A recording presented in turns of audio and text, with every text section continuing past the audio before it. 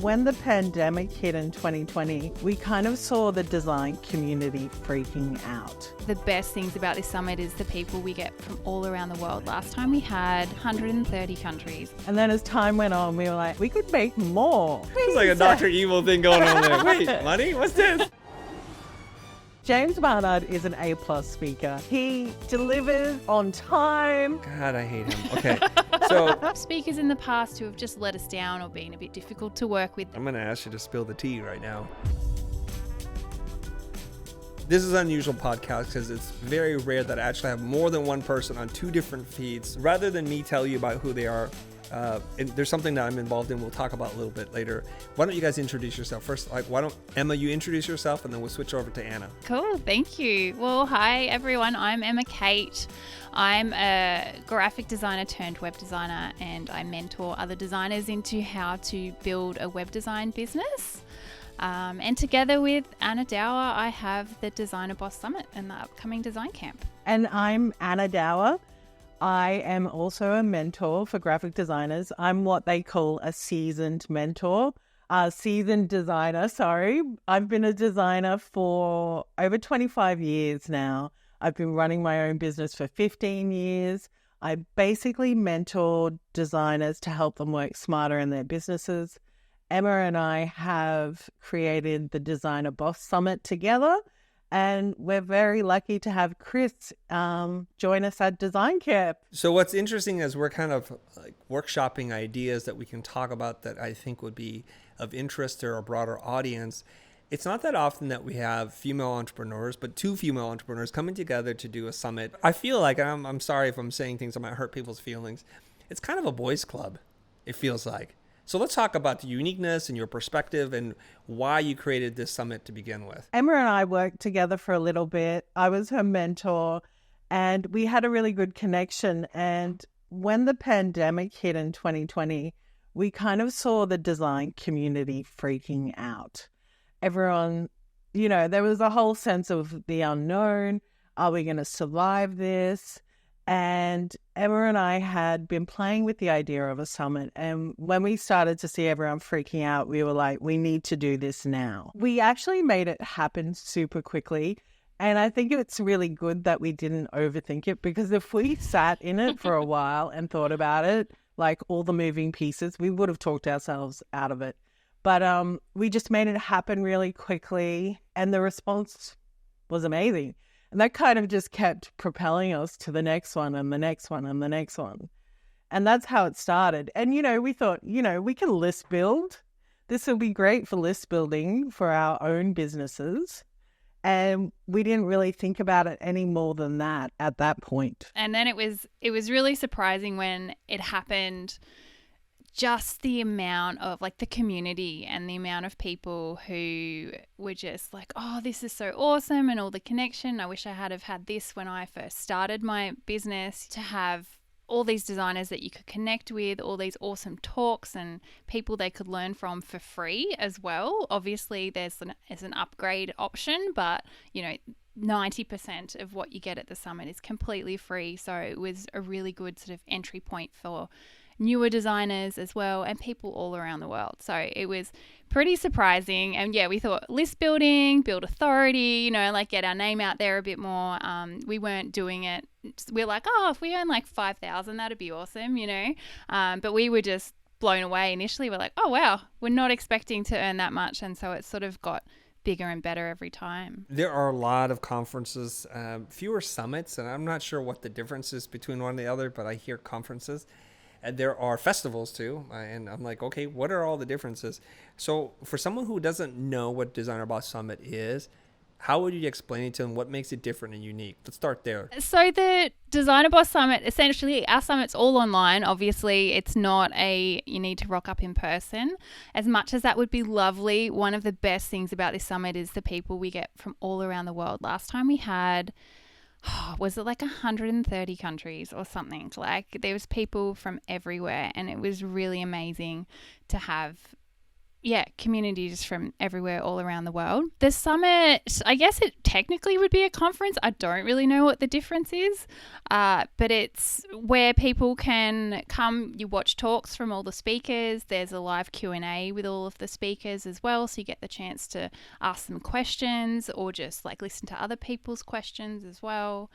There's the Facebook group where you can connect with other designers. There's lots of competition and prizes and, Facebook Live. There's like lots of stuff going on. This time we're having a scavenger hunt as part of the design camp. So there'll be like a digital scavenger hunt. There's all that kind of stuff going on. Okay, so there's some differences here already. It's online, and because it's online, there are some disadvantages, but a lot of advantages. You can attend from anywhere in the world. It's friendly for people who are on a budget, especially because, as you explained before, for most of it, it's free. Some of it is paid, but maybe you need to explain that so that people can fully understand this, because everybody's a little cautious, like, free? Can it be good if it's free?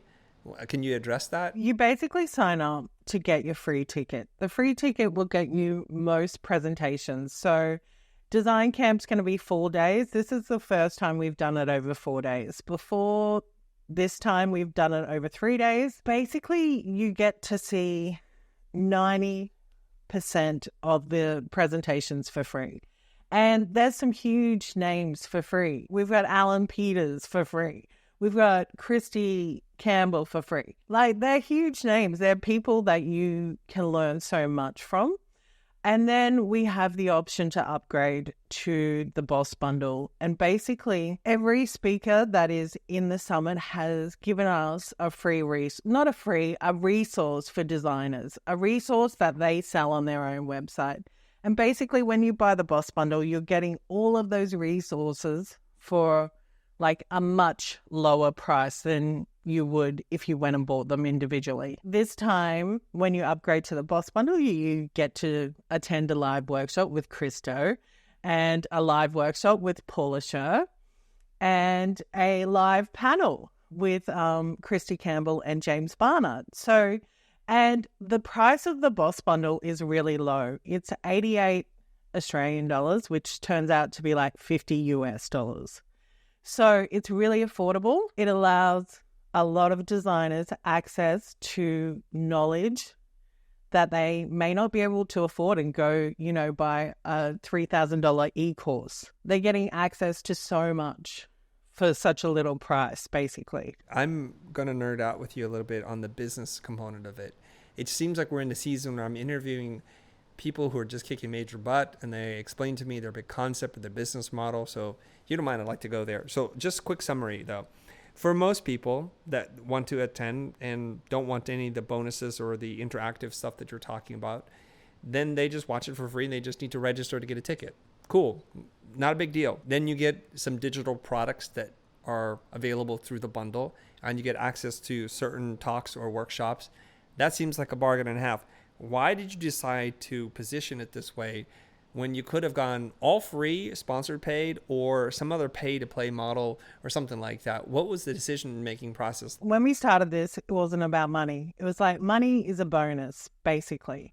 And then as time went on, we were like, we're making money from this. We could make more. It's like a Dr. Evil thing going on there. Wait, money? What's this? Let's make more. More. Honestly, our last summit just kind of blew our mind money-wise. And I will let Emma talk about numbers and things because that's her thing. But pretty much the whole time we were just like, holy crap, what have we done? What have we done? It kind of like just blew up to a point where we were absolutely freaking out. But we wanted to keep it that lower price. We want it to be a no-brainer. We have, our last summit, we had 12,500 people sign up for a free ticket. I would say not even half of them upgraded. But we decided that with this next summit, by adding those VIP workshops, even if we got half the amount of people to convert to buy the bundle, we would double what we made last time. And we want to keep it that low price so it's accessible, because that's why we started it to begin with, And so that it's a total no-brainer. Who wouldn't want to see Chris Do live for $50 US? It's a bargain. Come on, guys. We have that huge audience now, and we're aiming to move the needle slightly. That's all we want to do. Before I pull Emma into this to talk about numbers and cents and all that stuff, what are your target goals for this year? How many people you think are going to register for the free portion? How many you think will convert into upgrading? I would love to hit the same amount of free ticket holders, like the same amount of ticket holders, 12,500, but I would like to see 50% of them convert. Let's talk about numbers here. So you said like last year your minds were blown. Like, wow, could this happen? What kind of numbers are we talking about? We all had over 2,000 orders, 2,186 orders. And so we have, obviously the bundle price of like $88 is what people get offered for 30 minutes once they get their free ticket. So that's like the cheapest you're going to get it, and then it goes up. And the price sort of varies as the summit goes on. Obviously, the longer you wait, the higher the price is. It sort of maxes out at just over 200 Australian dollars, so it's not crazy. You know, it's incentive to get on it right away. And then we have, you know, little sort of like order bumps and stuff to get like previous summit replay packs and stuff. So there's a little bit of that in there of like lower price point stuff. But essentially what we did last time is we had 23 speakers, and our gross sales were over 213,000 Australian dollars. And we ended up paying out to affiliates. Like we had our highest, because all speakers can get affiliate cash as well for all the people that they send to the summit. So there's a lot of, obviously that's an incentive for speakers to be a part of it because they're giving all of this away for free. It's really nice of us to be able to pay them and give them some money for their time. And our biggest affiliate last time earned 13,000 Australian dollars. So that was just from sharing it on, you know, TikTok, Instagram, that kind of thing. And that was James Barnard. And he wanted me to mention him in this podcast interview.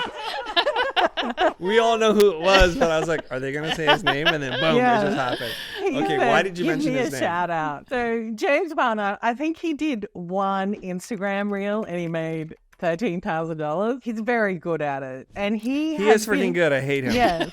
He's been a speaker with us since the beginning. Like, he has been there with us since we were not making big dollars. We didn't have a huge audience. And yeah, it's been awesome that he stuck with us through all of that. I want to commend you for a couple different things. One is your ability to mobilize and get something up and running. And we wouldn't be talking today if the first one was a failure. So every time you learn something, you grow and you do that. And it's such an important part of the entrepreneurial journey for folks to say, you know, everybody's sitting on a multi-million-dollar idea, but that's all they do. They just sit on it. They don't take any action because they're afraid. Like, what if I fail? What if it doesn't work out exactly the way it's supposed to? Here's a spoiler alert. It never works out the way it's supposed to. Sometimes it's better. And sometimes it's like you got to take a couple of bumps to figure it out. The next thing I just want to talk about is the fact that you have designed a business model that seems to be very equitable for all parties involved. Number one, larger design community, wherever you are in the whole world, you can eat 90% of the meal and not have to pay anything. That's freaking awesome.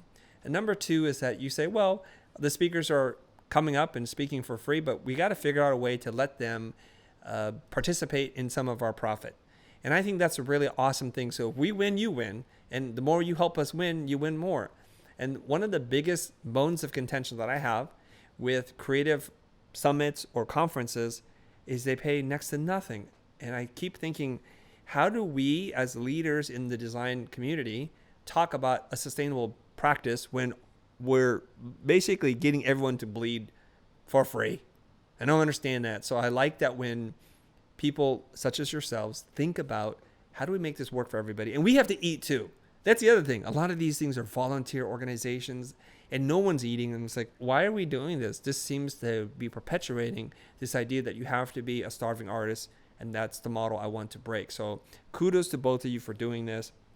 I'm just curious though, was there anything in your stories individually or together where you thought, hey, there are rules and we have to meet this for us to make this make sense? Otherwise, there's no point to do this. Was there any kind of clear defining moment in either of your stories or how it overlaps that became very clear? I honestly feel like we created our own rules from day one, which is, and I think there's kind of comfort in doing it together.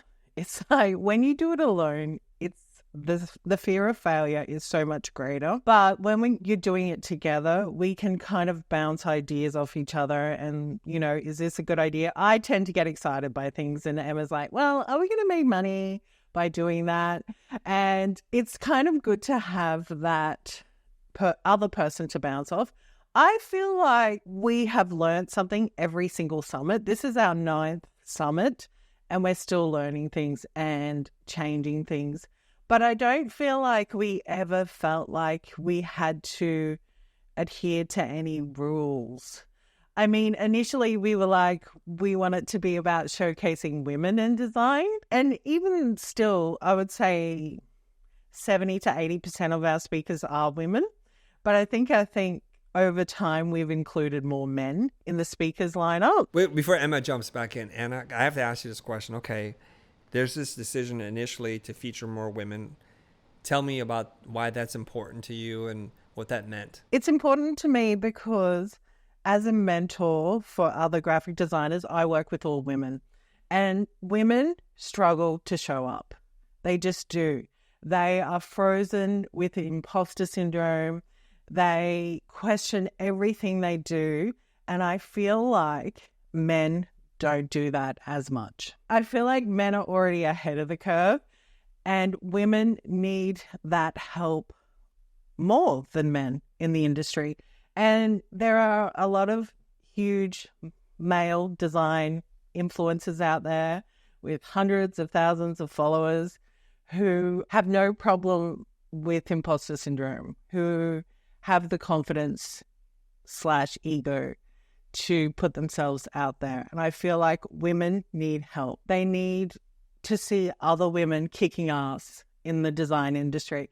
Other women who are normal, that aren't perfect, I think women fall into the trap of I have to look a certain way, I have to act a certain way, I need to do all these things in order to be successful, to reach those milestones of X amount of followers or X amount of dollars. And you don't. And I really want women in design to see they don't need to do that.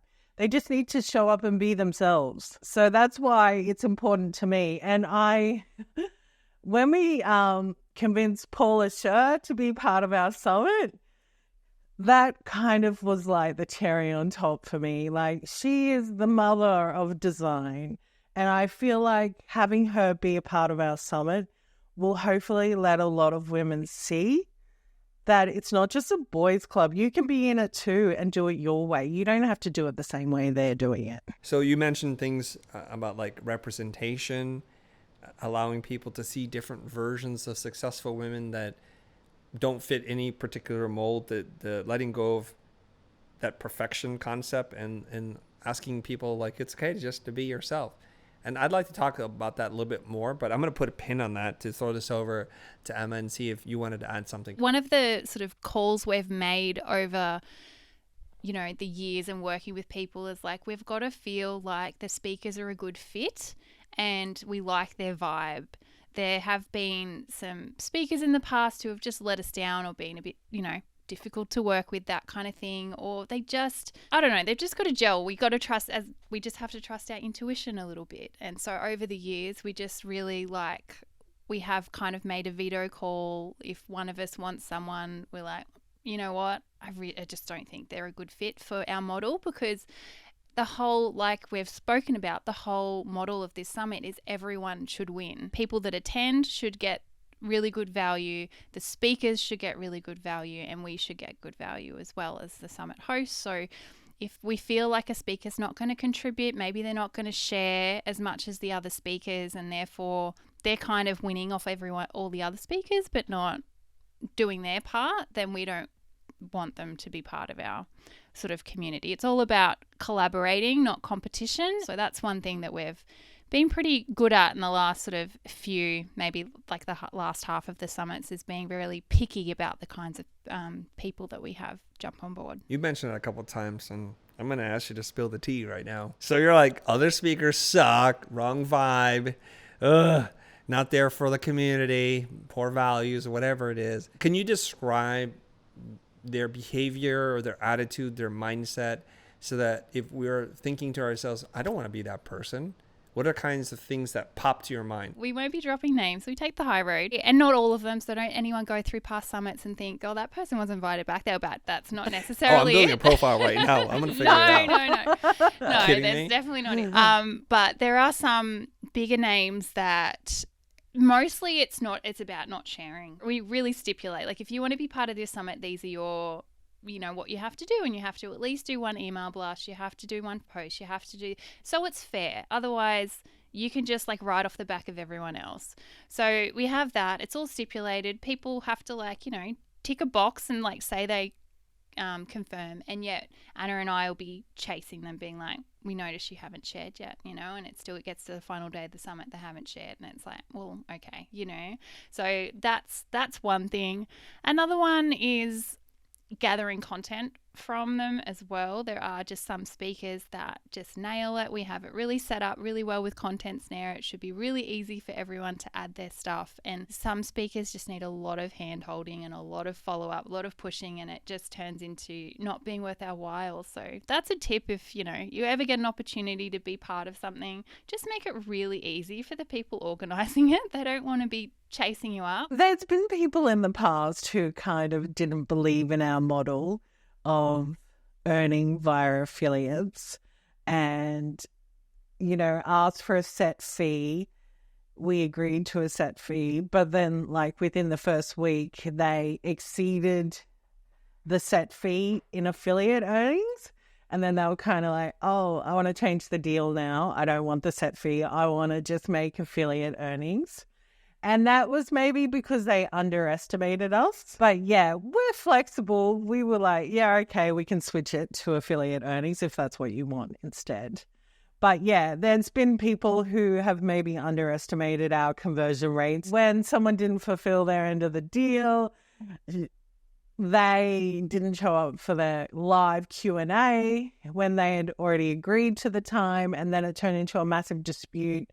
And this person just kind of was talking badly about us publicly, and that was a downer. That was the first time we'd ever felt that, and we were like, oh man, now we really need to be choosy about who we pick. That sounds like general flakiness. And we put it all in one category. Don't be a flake. Fulfill your commitments, make your slides, or get it all ready, and show up when you're supposed to show up, right? Which is a hard thing for a lot of creative people. It's like flakiness is their middle name. Okay, we get that part. We didn't mention any specific names, but based on the profile that you said, I have some ideas on who it might be. Now, I think their name might rhyme with Thames Tarnard, but we won't exactly say who it might be. We'll just put it out there. James Barnard is an A+ speaker. He delivers on time. Don't say that. God, I hate him. Okay, so if you agree, commit, show up, do the work, don't be flaky, and everything's going to work out just fine. I'm curious, since her name has been mentioned more than once here. Paula Scher is perhaps the most famous female designer in the world. She's had a TV show on her, and she is a principal or partner at Pentagram, and she is a much sought after speaker. Very difficult to get a hold of. How did you get her to agree? I watched that episode of Abstract on Netflix about Paula, and I messaged Emma and I was like, we need Paula Scher. And she was like, okay, go for it. And I actually Googled, what is Paula Scher's email address? And it came up. I sent an email, no response. I sent another email, and her assistant replied and said, Paula wants to talk to you. And we were like, what? We booked it in. Honestly, it got rescheduled twice, I think, the call. And we were like, don't know if it's going to happen, And meanwhile, I'd been emailing her assistant, really telling her about how we're about women in design, spotlighting them, letting them see that you can succeed in this industry, all that kind of stuff, giving them my TED talk on it. And the third time we jumped on Zoom and we were talking to Paula Scher in her kitchen. And it was just like, what? And she was so humble and lovely. And I kind of gave her the spiel about we would love for you to be a part of this. And she just said to her assistant, Olivia, can I do it on this date? And she was like, yep. And she was like, okay, yes, I'll do it. We kind of jumped off the call and just jumped around and screamed a bit. And yeah, it was amazing. And she said yes. Like, we, of course, offered her money and she accepted it, but there was no like back and forth. But I feel like, yeah, it was kind of like a dream. What is the lesson that you can peel away from this that could be broadly applicable to someone in their creative pursuits? Maybe they're not trying to book Paula Scher for their summit, but it's just about a thing that you think might not be possible, but pursue in a particular way. Ask the question. And that's the same with you, Chris, because, in our last summit, Liz Mosley was a speaker and she was talking about her rejection challenge and it was about you. And, I was talking to Liz after the summit and I was like, I'm going to ask Christo. And she's like, do it. Like, what's the worst that could happen? He could say no. That's it. And then, the same thing happened when we emailed you and you replied. We freaked out. But ask the question. If you don't ask the question, you don't get. And the worst that can happen is a no. And then you just move on. But, I feel like we paid our dues. I knew that you were a numbers man. And when I emailed you, I made sure I included numbers, and we couldn't have spoken to you 5 summits ago. You've been on our sort of wish list for, probably since summit number 2 or 3, but it's just like, nah, we're not ready. Like, we're not at that point. We probably could have asked and just got a no. That would have been fine. But we knew we didn't have, the backing behind us and stuff. And then when the last summit in February just went off the hook, we're like, okay, we can do this now. I like to point out a couple of things about what I'm hearing here, like to magnify some of the things I'm hearing. Number one is that sometimes we have such big, ambitious dreams, but we're not ready and we ask too early. And that could be as big of a mistake as not asking at all. Because there are people who are like, yeah, Chris, I'm 3 podcasts in. Can I have you as a guest? I'm like, how about you do like 50 and then work out the kinks in the system? Like, I don't want to be number 4. That doesn't make sense to me. Right. So there's that. And there's this thing that you, in many instances, for people you're targeting, you do your homework, you do your research, you figure out like, what does each person want? And it's going to be different for each person. And again, I want to commend you for this because I do in my inbox get all these requests and it's vague, generic language. And most times I don't even bother reading. I just hit delete because there could have been a beautiful offer there, but I couldn't see it. Now you're not respecting my time. So let's get the details out. And it's unfortunate that we live in such a society that people are kind of using deliberately vague language to get you on the phone with them so that they can do a pitch sale thing that's not really good for anybody. And as such, I have to be very protective of my time. Like, what is the collaboration partnership that you're talking about? Oh, no, you want us to hire you. I say, no, goodbye. So you guys came in, you did your homework. You're like, here's something that if this interests you, let's elevate this to the next level and let's have a conversation if it's appropriate. And I like that. It's like you're a professional and you're going to treat people the right way so that they can make a decision. Otherwise, you get stuck in that weird place like, I wonder why that person didn't respond. I wonder what's happening. It's because your offer stinks. Are there any other big lessons that you've learned that you wish you knew Summit 1? The first summit, because we just like did it so quickly, I thought I'll just like request all the stuff we need via email from speakers, That was just a nightmare because we had over 20 speakers and then I was having to chase them up and like all that back and forth. And one of our speakers for that summit was actually James Rose from Content Snare, who founded Content Snare. And he's like, Content Snare would be perfect for this. And I'd used it in the past for like my design business, but not for speakers for the summit. So since Summit 2, we use Content Snare and it's just like total game changer for that kind of stuff, all automated, all that kind of thing. So the amount of hours, like hours and hours and hours of follow up and stress and spreadsheets to figure out what content I'd got and which speakers I was waiting on, that was a big thing from summit number 1, which I wish I had have done. I feel like the first 7 summits were all pretty cookie cutter. Like they were all the same promo images. I feel like I got lazy, honestly. Like not lazy, but I was kind of like in my little box, like design wise. And then in February, we decided to give the summit a theme. And that was kind of like a game changer. Like in February, it was a slumber party, Y2K party, which meant speakers rocked up in their pajamas and all of our attendees were taking selfies in pajamas. And it was just like, it added a whole different level of fun and it kind of blew up our Instagram. Like it just went nuts. And this summit is Design Camp, which has a really fun theme as well, like around, sitting around the campfire, toasting s'mores and your camp cup. Client horror stories. Beautiful merchandise. But by just adding, like, we're designers, for God's sake. Of course there should be a theme or that kind of fun, quirky element to it. And it just has, like, given it new life, I think. And I get excited about, like, what's the next theme going to be? How can we make it more interactive? How can we get people taking photos of themselves and sharing and getting into the spirit? Like, one person has already sent me an email saying, I've bought a s'mores kit for the summit so I can make s'mores while I'm watching. And like having that kind of element to it has taken it to a new level. And I feel like a bit of a dud for not thinking of it sooner. But I think we get into our rut. Like this is working, so why would I change it? But it kind of just took it to a whole new level, having that theme and that fun. And designing for designers is really hard. It's like so stressful for me. And taking that risk, I feel like it's paying off. There's a gentleman, you might know who he is. His name on Instagram is Elliot is a cool guy. He deliberately makes bad design so he can get away with whatever he does. He does a lot of designer memes, you know. The last one I read from him is pretty funny. He is, all graphic designers are secretly interior designers who want to be graphic designers. Like, what? Yeah.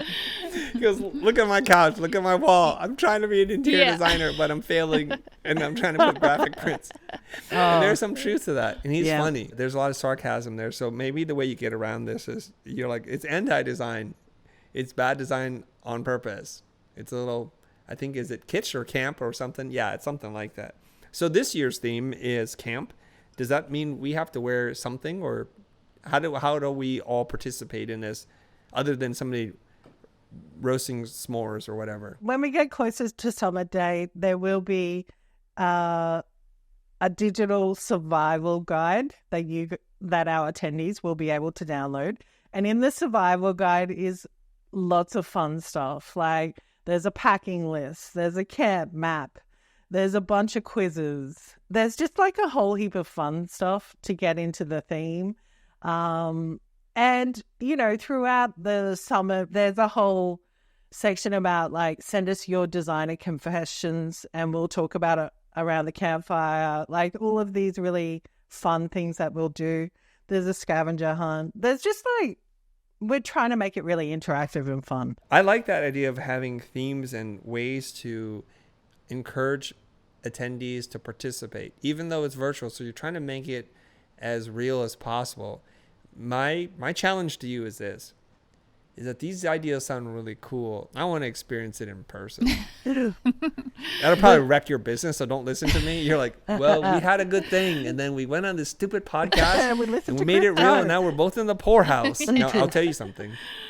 Years ago, I was very intentional in crafting the culture of our service design company called Blind, and we would have weird themes to do all kinds of stupid stuff. And we would have like pajama day, and everybody would show up in the pajamas. And then there was some kind of weird twin dress-up day. And so you had to find somebody in the company to dress alike so that you can come to the office and be the same. Well, we had one person who was kind of a curmudgeon one of my older creative directors, and he's like, I'm not just playing your stupid game. And so you know what? 5 of my interns and a couple other members dressed just like him. So he had to participate. So instead of having one twin, he had like 5 or 6 other twins. And like, he's like, I don't understand you guys. Oh, so immature, you know? Yeah. But it's that kind of stuff that make you smile. And I might forget about the projects and some of the deadlines, but I won't forget some of those moments. And I think the human experience craves things like this that stick to us. So when can we commit to an in-person event, ladies? When are you coming to Australia? Let's lock you in. Okay, let's do it. You put it on and I will show up. I honestly feel like Emma and I are quite introverted, and in person kind of freaks us out a bit. We've been asked many times. So it would be awesome to do. Obviously, you're not going to get 12,000 people though. You're going to get a lot fewer people, but we could still obviously broadcast it around the world and that kind of thing, which would be awesome. All right, before we get out of here, I have another question to ask of you. You've been doing this 8 times. I think the last time you did it, you came up with a theme and it was a lot of fun, and so you want to continue that spirit.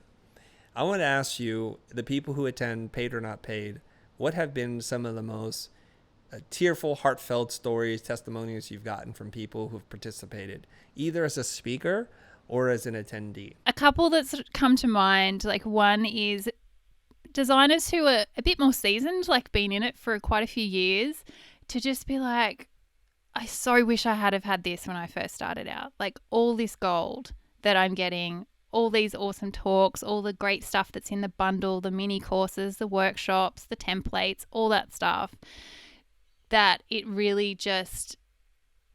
It's really inspiring to hear that from other people, because I know I would have loved to have this starting out as well. I still learn stuff every time as well. But then there's also people who are just starting out, and also who we do get people from, the Middle East and Africa and, poorer Asian countries and stuff, where they just can't afford a $2,000 course or, $1,000. They just can't afford that stuff. So to be able to give them so much value for free or for the cheaper price if they do decide to upgrade, like there's a lot of testimonials and stuff that we have like screenshotted on the website and everything of just people going like, it's like a Christmas. It's like Christmas morning opening this bundle and seeing all the amazing stuff inside and how it really helps transform their business and get them excited about it again. I think that's a big part as well, as we can get kind of in our little bubble and a little bit of a rut, and to get excited and pumped for business again and inspired to charge more and do better and that kind of thing is really awesome. Anna, what about you? I saw you scratching your neck because I think you were like, well, what am I going to do? How do I answer this question? No, I was writing stuff down Okay. because my thoughts, they disappear quickly. I love seeing our audience take real action. Like last time we had James Martin as a speaker. He had a really fun presentation. In it, he talks about how designers are a motherfucking bridge between clients. And, if you know James Martin, that's how he talks. But just seeing our designers in the audience then creating reels based on his presentation was pretty amazing. Like to the point where he inspired action in people, which I think is pretty amazing. Also, there's group chats from the summit that are still going from, the group chat started in February and people are still jumping in there, asking questions and talking to each other and supporting each other. That's pretty awesome. And with our summit in February, we also had a section, do you want a pen pal? And we thought, no one's going to sign up for this because we didn't think about it logistically. Like, how are we going to match people? We just thought, maybe 5 people will sign up. And like 500 people signed up for a pen pal. Like, people love the community. I think that's the best part for me. And just seeing people take inspired action is pretty awesome too. I lied. I have one more question for you, and I'm going to put you both on the spot, okay?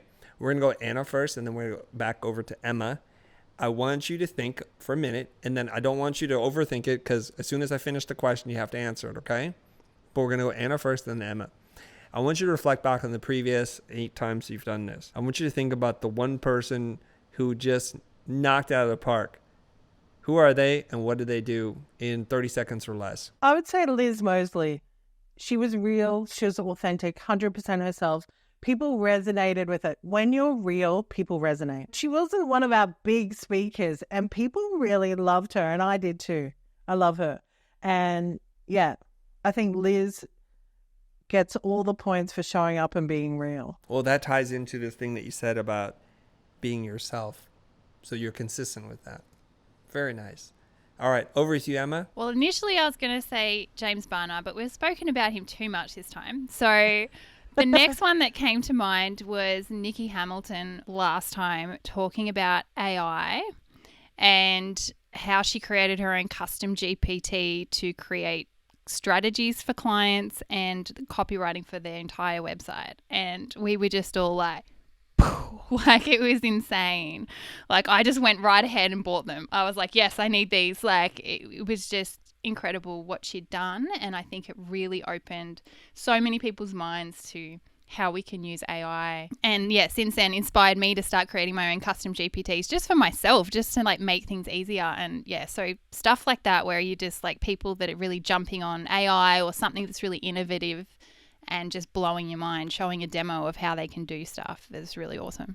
Good job, ladies. I think you could not have answered that better than I would have hoped for, because to kind of bookend our conversation today, in the green room, we were talking about the different roles that you play. And Annie, you talk about I'm more of the creative person, the marketing, and then you really kind of talk about how when people show up, that really resonates with you. And then how Emma was like really good with tech and doing the web stuff. And she's like, you know what the best thing is? AI forever, everybody. It's like, it's so perfect. True. We see what we see, right? Yeah, 100%. It couldn't be more different, yeah. But such a reflection on your personalities, consciously or unconsciously. There we are. Mm-hmm. I'm sorry, I probably insulted both of you in that process. But I love that. Because I remember when Nikki's presentation happened, Anna's like, yeah, I don't get it. So true. Yeah. She's like, Skynet is coming. Stop it. Okay, I'm listening to this, and this broadcast goes out to a lot of people from all over the world, people that are part of the demographic, the larger community. What do they need to do? Where do they go? So they need to go to designerboss.co. That's where you can get your free ticket to join the summit. And yeah, get your free ticket. You'll get the calendar invite, everything like that. You'll get all the goss on the summit. And obviously you'll get given an offer to upgrade to the bundle if you so choose. And obviously in that bundle, you get all the goodies from the speakers, but also you get to see the amazing Christo's live workshop, as well as Paula Scher's live workshop and the live panel from Christy Campbell and James Barnard as well. What a bargain, everybody. I mean, come on. $50. I feel like cheap now all of a sudden. Come on. Ladies, it was fantastic talking to you. I had a great time. I hope you did too. And I want to just send my warm wishes to you and every person who's involved in helping you make this real. I want to encourage you to keep doing this. And I can't wait to do a themed event with you at some point in the future. Yay. Awesome. Thanks, Chris. Thanks so much for having us. So fun. My name is Anna Dower. And I'm Emma Kate. You are listening to the future.